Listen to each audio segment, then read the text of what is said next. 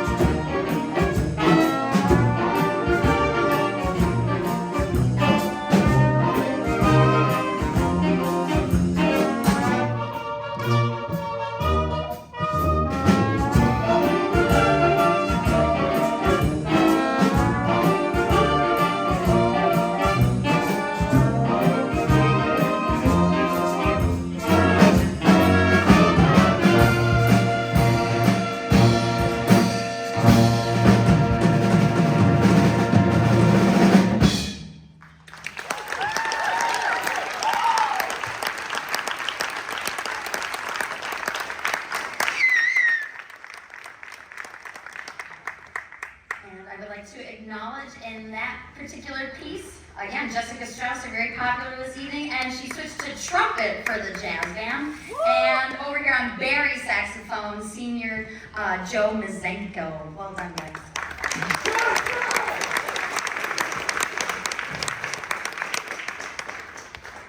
I'd like to invite our next student presenter up to the microphone. This is Charlotte Brewer, also a senior this year, graduating in June. And Charlotte actually took matters into her own hands here and made a special arrangement all by herself for our jazz band. So she's going to talk to you about that some more, but I do want to point out specifically that's such a unique and a difficult thing for a high school student to put together, and we're happy to perform it this evening. So come on up.